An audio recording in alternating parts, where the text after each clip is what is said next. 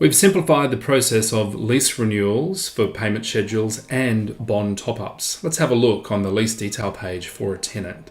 For this tenant here and their lease, we can see that the lease end date is on the 30th of 1st, 2019. So we'll go over to the renew lease area. And here we see lease renewal payment schedule. They're $500 per week. Let's say that's increased to $510 as an example. We'll continue that the rent frequency at weekly. And the new lease start date for this particular tenant is going to be on the 31st of January, so of 2019. The next direct debit date is actually pre-calculated for us now. And we can check on this also for the frequency day that the tenant prefers to pay. Now, this particular tenant prefers to pay on the green day here, which is the 24th. So we can actually set that payment so that they're aligned to that specific rhythm. So that makes it nice and easy to know which day of the week to go and select, because it's pulling up the previous history for the tenant.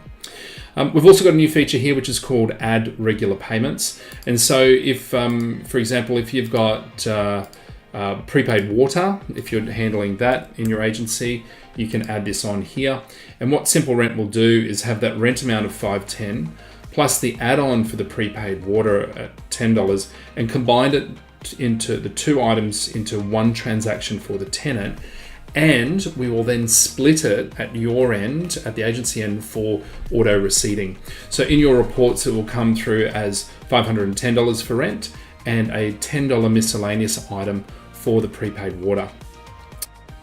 And here we have it. We've got our payment schedule now. It's showing still the existing transactions for this period, and then we transition over to that next payment on the 24th of January. So we're keeping that same rhythm for the tenant, where they'll now shift to the $520, which is the new rent amount plus the water prepaid. So this now shows you what those future payments are going to be.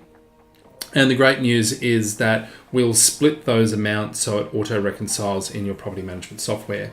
Now at this point in time, we've had a $10 increase per week in the rent, so therefore we've got a bond top-up. Now you can simply click on Add Payment here. Of course, that's 4 times $10 is our $40 there. And we can add the description of bond top-up. And this will not automatically receipt to rent. So this will throw an exception in your property management software so that it will, you'll be able to correctly allocate it to bond. The debit date there, speak about that with your tenant so that you get that at the date that works the best. Now, it might be on that same date, but if this lease was not renewing, you might take it a couple of days prior as an example.